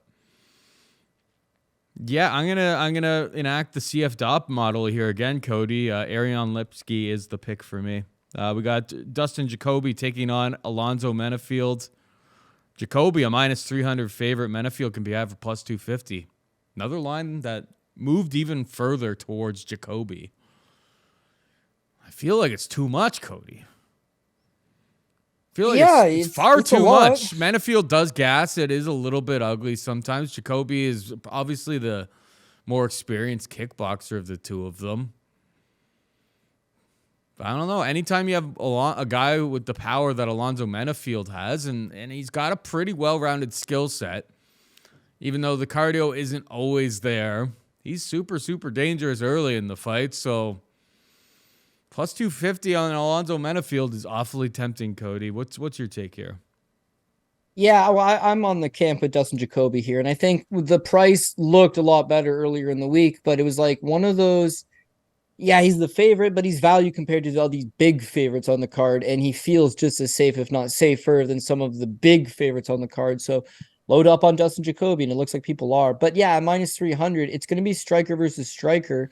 You're taking on a guy in Menifield, again, who has a ton of power. Like, if you're worried about Cody Garbrandt getting chin checked, you're going to have a similar worry here. Dustin Jacoby is a better striker. He will be winning the striking exchanges, but you're playing with fire because you're playing into your opponent's best path of victory, which is maybe catching you with some lightning and folding you over. But yeah, listen, man, I'm a big Dustin Jacoby guy. He's got glory kickboxing experience. He's put in his time. For a light heavyweight, the guy's got remarkable cardio and that he can just push a good pace, throw a whole lot of volume. They want to match him up with strikers. If you match him up with grapplers, maybe that would be the path to beating him. But Menifield, for as physically strong as he is, not big on takedowns. Yeah, he'll push you into the cage and try to control you, but he's not really big on his like getting you to the ground and holding you to the ground. He just wants to lumber forward and land those big shots. That's fine and good. But against Jacoby, a much better striker in a big cage with room to operate, I think he just dissects him. We know he's got the cardio advantage. You talked about it. But I think having that cardio advantage is allowing him to just keep racking up numbers. And you're going to see Alonzo Menifield start off hot. Oh, though that shot just missed. Oh, Menifield looks like he's still in it. To eventually he's going to start getting more desperate and fade away. And then it could be a late TKO by Dustin Jacoby, or it could be a decision win by Dustin Jacoby. But when I look at Jacoby, again, his last fight with Kenny Jakwu, he gets a first-round knockout. Kenny's been all types of durable, and he folds him over. That one was nice. This fight with Azmat Mirzakhanov, it's a competitive fight. He got outstruck 67-64. He was in it. It was a very close competitive fight. The fight before that with Khalil Roundtree, I thought he got robbed. He outstruck Roundtree 120-85, including outstriking him by the numbers in all 3 rounds. It was a split decision. A lot of people thought that Dustin Jacoby won. And now you've got Roundtree wins last weekend and is calling for a title shot against Pereira. Like, Roundtree's in it. He's at a high level. Jacoby should have gotten that win. It would have looked a lot better on his resume. He's still capable of competing with some of the best guys, some of the most dangerous strikers. Menifield's not that. He's not young. He is improving, but not by marginal leaps and bounds. And yeah, Jacoby's a little bit older. He's been in a few too many gym wars. He's had a lot of pro fights. Somebody's going to chin check him at some point and break on through. It'll happen. It happens to everybody. I'm not going to bet on Menifield to be the guy to do it right now. As we talked about Jacoby getting robbed in fights with the likes of Khalil Roundtree, Menifield, he beat Jimmy Crute twice, right? Well, actually, the one was a draw. He got taken down 6 times. The second one, he beats Crute, he subs him, and Crute just retires right after the fight. Not the same Jimmy Crute. Misha Churkinov, he's cut. Askar Mazarov, not the guy that lied about his record and then got cut immediately. Okay. And then he lost to William Knight, who knocked him down and took him down. He's got wins over Ed Herman and Fabio Charant. Which one of these guys are the strikers? Which one of these guys are like the impressive going somewhere? None of them. Jimmy Crute, I like Jimmy Crute a lot, but clearly Jimmy Crute wasn't what he was supposed to be, or, his headspace just wasn't where it was at. So on paper, they look like nice wins, but it wasn't like, I don't know. One's a draw, terrible draw, and then one is you choked a kid that doesn't think he belongs anymore. I don't know. Don't know what to tell you. I'm just saying Dustin Jacoby's fighting at a higher level. He appears to have the better skill set. He has the better cardio. It's striker versus striker, and he's a better striker. Yeah, he's the pick. He's the pick for sure. You don't love it because it's minus 300. I get it, but he's still the pick. Okay. We got Tagir Ulanbekov taking on Cody Durden. Tagir is a minus 170 favorite. Durden can be had for plus 150. Cody Durden has had a nice little career resurgence here. He's on like a 4-fight winning streak. Relying a lot on his wrestling. And frankly, against the likes of JP Buys, Carlos Mota, Charles Johnson, who's not a horrible opponent, but obviously very exploitable in the wrestling game. And then the Jake Hadley fight, I think, because Hadley was kind of like a highly touted prospect. That one, I feel like, we saw that like Cody Durden is definitely coming into his own.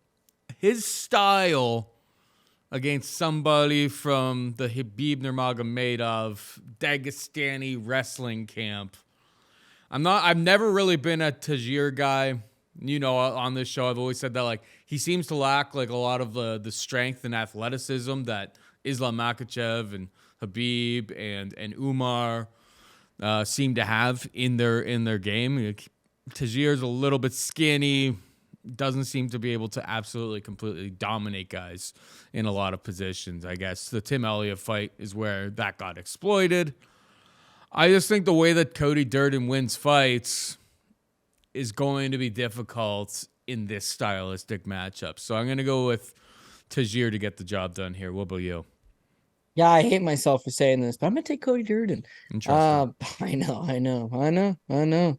Might as well make a Cody and Cody parlay this weekend because I think they're both gonna get the job done.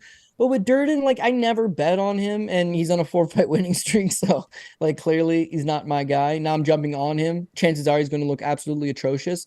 But like if you're gonna get underdog money on him, he's a live underdog to go out there and get the job done. Now this one pains me because not only do I not particularly care for Cody Durden, I really like Tagir Ulanbekov. This my boy. But this is why this is the exact fight that normally costs me a ton of money. I'm too high on one kid who's not even a Russian prospect. He's a 33-year-old, body's banged up to bits, flyweight, taking on a guy that I don't care for, but he's a big, strong former state champion wrestler who's coming into his own. I go too high on Ulanbekov and I get crushed. Looking to avoid that. So, okay, we'll start with Tagir. Why don't we love Tagir? Well, first of all, guys, he's 2.5 years younger than Khabib Nurmagomedov, right? That's important because all those old pictures that you see in Dagestan where they're up in the mountains and he's just a kid, it's like they're both just kids. They both started off at basically the same point. He's 2.5 years younger than Khabib, and yet Khabib's retired. Khabib's been retired for 3 years. So Ulanbekov isn't this next generation, this next wave. He's 33 years old, man. He's already gotten to that point. I don't know that he's necessarily making any of these huge improvements. What you see is, in fact, what you get. And when you see him fight in Russia, he's just takedowns and scrambles and cardio and bam, bam, bam. They're not even drug testing over there. Comes over to America and he gets Bruno Silva. He's a big favorite over Bruno Silva. I load up on him. I love the kid. He's minus 500 favorite, okay? He gets outstruck by Bruno Silva. He got taken down 3 times by Bruno Silva. He damn near fucking lost that fight. I know I just swore. Megan, time code. Damn near almost loses that fight. I think I dropped an F-bomb. I was getting too heated, okay?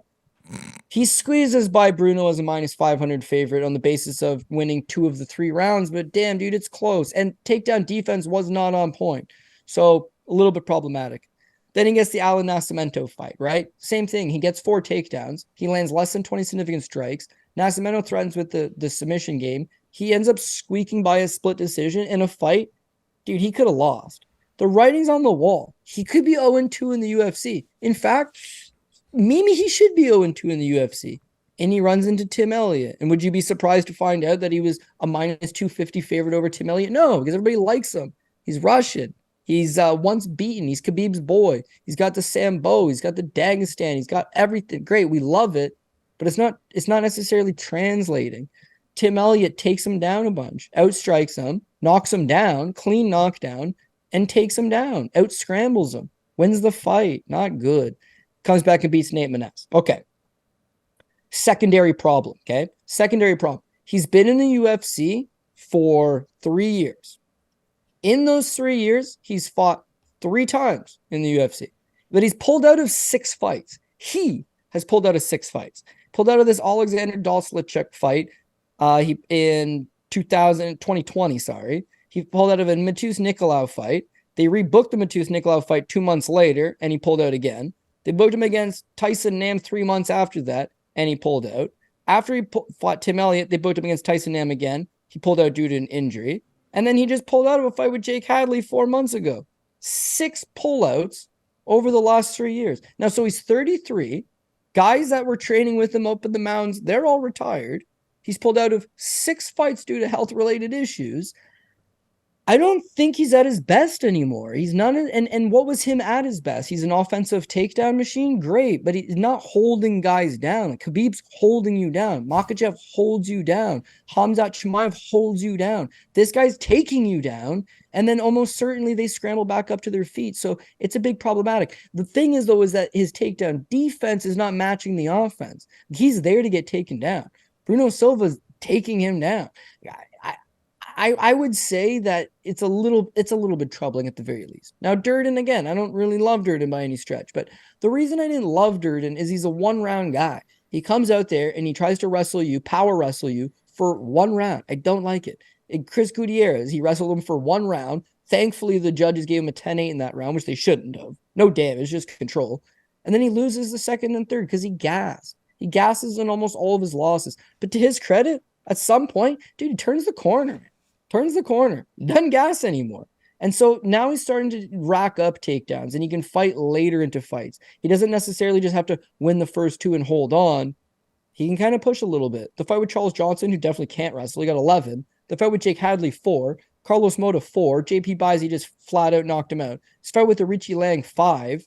He's racking them up, man. He's chain wrestling him. He's strong. His striking is starting to get not good, but serviceable. That Ulanbekov's not just going to blow the brakes off him standing. I mean, Makayev did, I suppose, but not likely. I think his striking's good enough to keep him in the exchanges.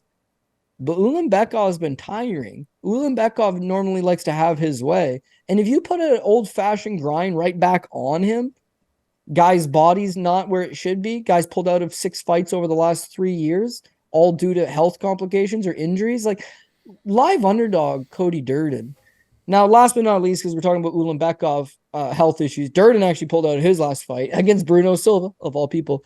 He wasn't medically cleared, but I think that had to do with more he got a suspension after the Hadley fight, and he had accepted this fight on a quick turnaround and then couldn't get cleared. So I don't think he's banged up. I don't think he's got like any major health issue. Dan Levy might know. He's boys with him. Just give my boy Dan Levy a shout. But outside of that, like, yeah, I think live underdog Cody Durden squeaks this one out. If you're real greasy, if you're the greasy type of bettor, I think a split decision on either side. And someone's going to win this fight, but I think it's going to be one of those super greasy, tight. They're going to exchange takedowns. They're going to exchange scrambles. They're going to exchange some shots. They're both going to get gassed out, but the crowd's going to be chanting USA the entire time. And Cody Durden's going to squeak out a split decision. Trust me, dude, when I was in Nashville against the Hadley fight, they were hot for him. He's from Georgia. It was in Tennessee. I get it, but he feeds off the crowd, dude. The guy rises to the occasion. So I'm going to say Cody Durden will be underdog number 4 for me. Card's going to be in Vegas. Crowds suck there, let's be honest. Yeah, but at least it's not the Apex. This is a nice looking better card. than it's a better situation than the Apex. But it's like any Vegas card, it's like they're at the slot machine. They're at the one-armed bandit, you know, throwing their all their cash in there. It's I don't know. I wouldn't factor in the crowd at a Vegas card all that much for being too much influence, particularly on the early prelims. They get fights all the time. They just don't care. That's how it is. Yeah, I went to Rosie's last fight against Amanda Nunes. Cody Garbrandt was on that card too, actually. It was Dominic Cruz. Anyways, it was in Vegas, T-Mobile. I think it was the first UFC card in the T-Mobile. And it was New Year's Eve. So there's people from out of town that wouldn't normally be there. And it was a dead crowd. You're not wrong. It wasn't a great crowd. That's New Year's Eve. I know that's New Year's Eve. This is like mid-December. 2 weeks before. Everyone's going on vacation in a couple of weeks. Like, it's going to be... There's people there. They just don't get excited. The main card will be lit. Like, that's just how it is in Vegas. But, like, the early prelims, like, I went to, like, 15 events. That's an absolute overstatement. But I went for, like, 5 straight years. I would go for, like, International Fight Week. I've been to... Because they used to do like 2 all that stuff down there, they used too. to do, like, 2 or 3 events during International Fight Week back in the day. They would do... Like they would have the pay-per-view, and then like the following day they would have like the finale for like the Ultimate Fighter. I saw like BJ Penn. I saw BJ Penn. You watched the first death in MMA, man. Oh my God. BJ Penn versus Frankie Edgar 3. Oh, that was rough. And like, yeah, like a super nasty hangover. It was on like a Sunday. It was a very strange setup. But yeah, long story short, the early prelims of those cards, maybe it's different at T-Mobile. In fairness, like it was at like the MGM Grand, like when they used to hold it in that venue. Maybe it's a little bit better. I don't know. But yeah, the early prelims of all of those cards was like kind of pathetic. Like nobody except for like me and like Kent Carter were like there for like the deep prelims. Lost a whole bunch of money on Scoggins one year on the deep prelims there. That was a trend that continued over the course of Justin Scoggins' career. But I digress. We move on. We've got Andre Touchy-Feely taking on Lucas Almeida, minus 170 for Feely, plus 150 for Almeida. Who you got?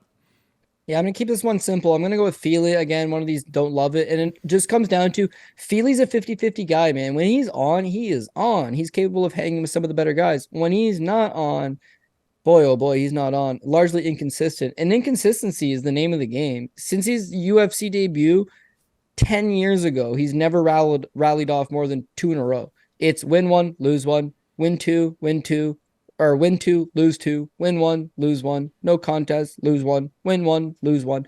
It's always just been largely very much dealing with those inconsistencies. He's getting a little bit older. I don't know that he ever really got to that level that he's supposed to be at. In his wins, I mean, I guess outside of Bill Algeo, he's got nice wins. Charles Jourdain, Bill Algeo, Shayma Marias. Then the losses, they're step ups. They're tough guys. Like, he's been a good gatekeeper type guy, but he's slowly just fallen into that role where he's a gatekeeper type guy. When I look at Lucas Almeida, there's nothing super impressive about him. He's a banger, no doubt about it. He gave an okay account of himself on the Contender Series against Daniel Zellhuber. He beat Michael Trizano, dog walked him the entire time, did a good job, scored 2 knockdowns in that fight, but he's super hittable, okay? He walks on a straight line, linearly right at you. He's there to get hit all day. And Trizano knocked him down. Trizano was having some success. He just couldn't handle the heat of this guy coming forward. Trizano never tried to take him down. That's where you mix it up. And Pat Sabatini showed in the very next fight, he can't grapple, man. His takedown defense is suspect. His grappling defense is suspect. So Feely's got multiple paths to victory. Standing, he's got very good footwork. He moves well. He's going to have the big cage. He'll be able to operate. He's got a nice jab. He throws little 1-2s. He sets traps. He minds his P's and Q's. Almeida will try to buzzsaw him the same way Joanderson Brito did, but that's tough to do, man.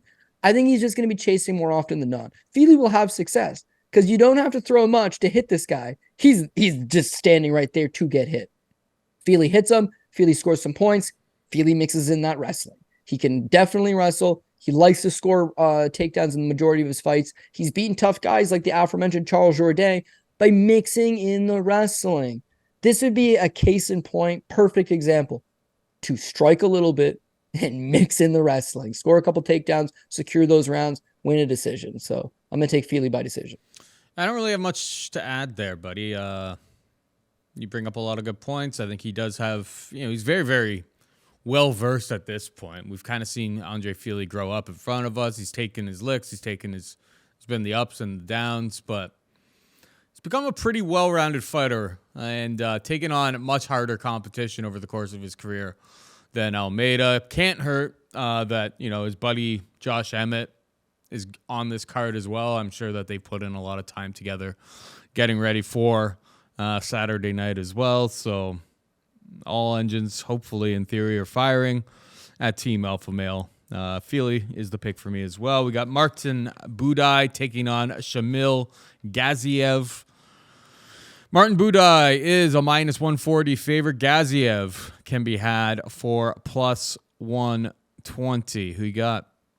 Gonna go with Martin Budai. Shamil Gaziev, again, one of these guys that on paper it looks good. He's from Dagestan. He knows how to wrestle. He's 260 pounds. He's got a 70-inch long reach. He's actually beaten a couple decent guys in the regional scene, and he's undefeated. What's there not to like about this guy? But Gaziev could very well be Shamil Gaziev. I don't think he's got a cardio. I don't think he's got a gas tank at all. And so mostly beats guys fairly early. You saw him in the Contender Series against Greg Velasco. Velasco's not very good. I don't rate him. Subs him in the first round. Win over Darko Stojcic, one fight before. Stojcic fought in the UFC. Stojcic is former KSW standout. Not bad, but Stojcic's not a heavyweight, dude. He's like 5'9". I don't know. Just again, they're wins that don't look bad on paper, but I don't know that it is applicable to this fight with Martin Budai. It's that fight with Karol Komolov, right? Aries FC 7. It's only a year ago. Man, this guy gasses out. He takes Komolov down. He's billed as a striker. He is not a striker. Okay, he clubs you with an overhand right and tries to charge in and close the distance. That's all. He's got no footwork. He's super lumbering. He doesn't keep his hands up high. They're just low, and he's looking a pot shot. But he gets a takedown over a tall, long, rangy kickboxer fair. Second round, he's gassed, man. He gets caught in a Kimura. He gives up position. He loses the second round. He gets a takedown late in it, but he's just running on fumes. And in the third round, he is, again, running on fumes, getting chopped up, holds him up against the cage. It's a bad fight. And to me, that's what he looks like when you get him out of the first round. Most guys don't get him out of the first round because he's fighting, I don't want to call them putzes, but 1-1 guys, 2-0 guys that are not ready to take on a 260-pound Dagestan wrestling champion. But it sounds better than it is. He's not that good, man. His wrestling's not that good. His striking's not that good. Striking's actually bad. We'll call it bad. And his cardio's not quite there. So So what? He beat Greg Velasco first round rear naked choke. Like, is he going to choke out Budai in the first round? I'll tell you something. He better hope he does. Because if he doesn't, Martin Budai going to beat on him. So I got Budai pre-fight flop. I also think Budai maybe live after round 1 if he loses the first round, but he's still there. But one thing I'll give him is that he's walking around at like 280 pounds. He's 6'4", 280, cuts down to 266. He's got cardio, man. The guy can fight. The guy largely relies on cage control. He's got some decent volume. He can push a pace. And I like what he brings to the table in terms of he is a mid to low level heavyweight, but he's got the gas tank. He's got the ability to kind of swarm on some of these guys. He didn't look great in his debut against Lucas Berchowski. Sorry, the second fight against Lucas Berchowski. Should have lost that fight. He maybe should have lost that fight on the basis of he got outstruck almost 2-1. But he was just holding him up against. Let's be honest. Well, he was holding him up against the cage, sure. And then he fights Jake Collier, another close decision, but he lands 98 significant strikes. And then his last fight against Josh Parisian, he gets an early, easy money takedown early in the first, sets up a Kimura. He landed 42 significant strikes in 4 minutes and 11 seconds of action. Less than one round, he's gonna eclipse 50 significant strikes in the first round alone, and it didn't look like he was even breaking a sweat. He's a big boy, and to fight him is going to tax you because what's the game plan? To try to take him down? To try to clinch with him? He loves the clinch. He loves just hanging out in the clinch. So where's Gaziev going to thrive in this fight? If he doesn't take him down, he's going to hang in the clinch and he's going to gas.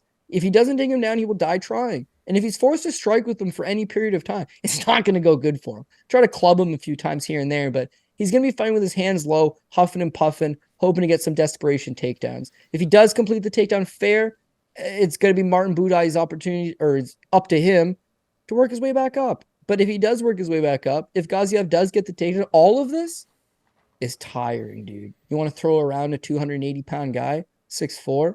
Is this a 15-minute type of game plan? Or is this the kind of thing that you've been able to get away with for 4 minutes on the regional scene? Yeah, I think so. In a fight that he's likely going to get stretched, I don't see it going good for him. So I got Budai. I got Budai to take him out down the stretch, probably by TKO or a sloppy decision.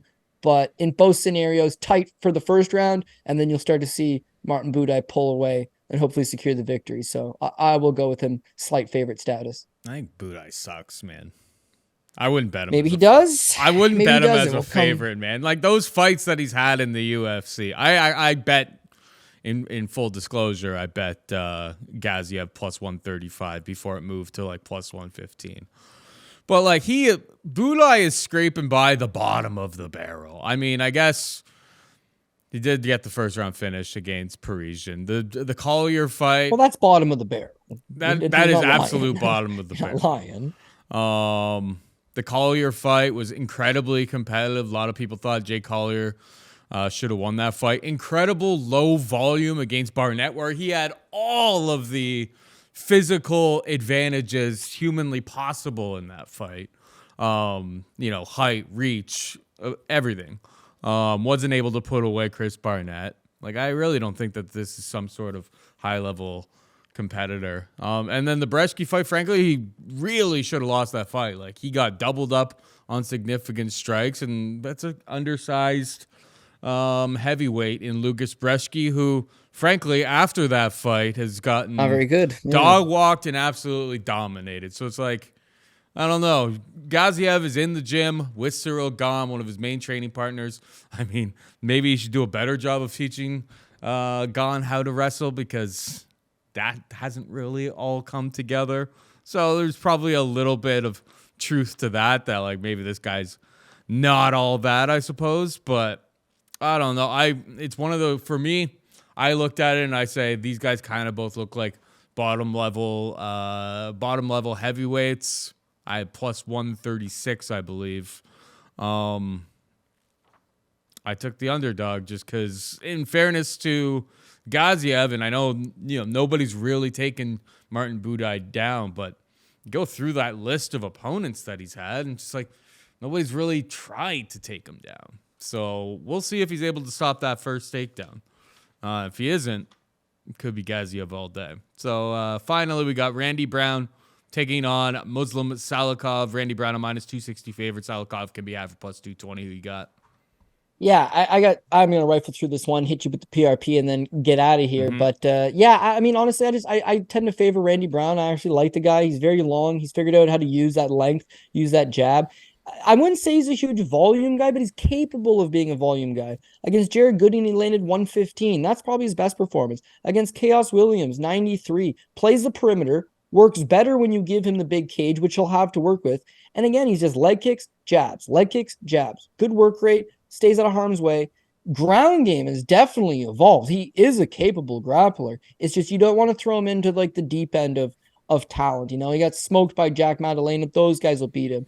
Jared Gooden, solid. Chaos Williams, decent. Francisco Trinaldo, ageless wonder of the world. Wellington Turman, trash. But he's capable of hanging with that mid to upper mid-level range of guys. Muslim Salikov, meanwhile, he's the Kung Fu King. The guy's got crazy knockouts. He'll spin, he'll land. The fact is that he's 40 years old and that explosiveness is slowing down. It's diminished. He doesn't have the volume. It's quite simple as that. All of his fights in the UFC generally finishes. But even when they go 15 minutes, 63 significant strikes against Leonardo Staropoli. Actually had to rely on his wrestling in that fight because he was tired. His fight with Zaleski dos Santos, split decision, he had landed 40. His fight with Trinaldo went the distance. He landed 62. That's his career high, 62. I don't think it's going to get him done here. His last fight with Nicholas Dalby is a classic example. He starts off well. He's got those flashy strikes. I scored the first round for Muslim Salikov. I think a lot of people scored the first round for Muslim Salikov. The second and the third round, he done, dude. He done. You can't twirl and spin and throw absolute heat when you're 40 and you fight once a year. Like it doesn't work for him. So I feel like he's got a guy here in Brown that it's going to be hard to time him and catch him with those strikes because he's so tall and he's so long. Yeah, you've got more power than him, but if he goes out and he lands 65, 70, are you going to land 65, 70? Not likely. Grappling, I think that plays towards Brown. Wrestling probably plays towards Brown. Clinch game, Solikov's no slouch in the clinch, but again, the clinch game's tiring, and if you can tire this guy out, you'll have even more success in the stand department. So Randy Brown's just younger, faster, more athletic, chips away at him, gets the job done. Salikov, yeah, dude, he could KO anybody if he lands one of those dynamite kicks to the face, but it's low probability, so I got to go Randy Brown. Tempted to just go Randy Brown by decision because again, Salikov's doesn't have durability issues, and Brown's not exactly some potent finisher, but it's MMA. It's a hot card. It's early in the night. Like I could see it finishing. I would just think Brown chops him up with leg kicks and jabs from the outside and secures a 29-28 or a 30-27 decision. So Brown by decision. Looking at the card total, we are going to go with you're not going to let me answer. Oh, yeah. Sorry. No, my bad. No, my bad. I'm just kidding. I'm just kidding with you. But like, I don't really have much to add to it. I think Salikov is a little bit long in the tooth, a little bit slow. Randy Brown has all the physical advantages in terms of having an 8-inch reach advantage. It's like 5-6 inches taller than him. It's going to be tough for Salikov to, the Sultan of Spin to land one of those big ones. Unless Brown is just gets way in too close and gets himself caught. Like, I think it's a pretty rough matchup. Maybe Salikov could have a slight wrestling advantage, but that's not something I actually want to bet on or bank on. So I'm with you. Randy Brown is the pick for me as well. Hit him with the PRP.